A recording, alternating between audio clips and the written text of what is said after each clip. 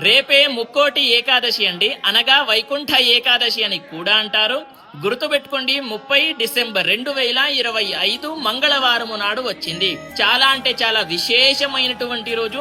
ఎందుకు అని అంటే 3 కోట్ల ఏకాదశిలతో సమానం ఈ ఒక్క ముక్కోటి ఏకాదశి అనేటటువంటిది. అయితే ఆ రోజున మీరు ఏం చేస్తారు అని అంటే, చిన్న నుండి పెద్దవాళ్ల దాకా ప్రతి ఒక్కరు కూడా బ్రహ్మ ముహూర్తంలో లేవండి.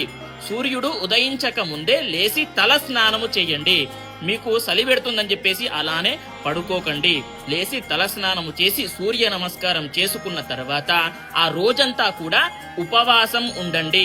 పండ్లు ఫలహారాలు తినవచ్చు, తప్పేమీ ఉండదు. అదే విధంగా ఏదైనా సరే, ఇప్పుడు శివాలయానికి కానివ్వండి, వైష్ణవాలయానికి కానివ్వండి, ఉత్తర ద్వారం నుంచి దర్శనం చేసుకోండి. అదే విధంగా ఏం చేస్తారు అని అంటే, ఏదైనా సరే విశేషంగా కోరిక ఉన్నట్లయితే ఎవరికైనా సరే దాన ధర్మాలు చేయండి. అది బ్రాహ్మణుడికైనా సరే, అదే విధంగా ఏదైనా సరే బీద వాళ్ళు ఉంటారు కదా, వాళ్ళకైనా సరే అన్నదానమో వస్త్రదానమో చేస్తే గనక విశేషంగా ఫలితాలు పొందుతారు. మీరు చేసుకున్నటువంటి 1,00,000 కోటి పాపాలని హరించి శుభ ఫలితాలని పొందుతారు అనేటటువంటిది గుర్తుపెట్టుకోండి. చివరికి ఉపవాసం ఎప్పుడు వదలాలి అని అంటే, మరుసటి రోజు ద్వాదశి నాడు వదలాలి అనేటటువంటిది అందరికి షేర్ చేయండి. స్వస్తి, సర్వే జనాః సుఖినో భవంతు.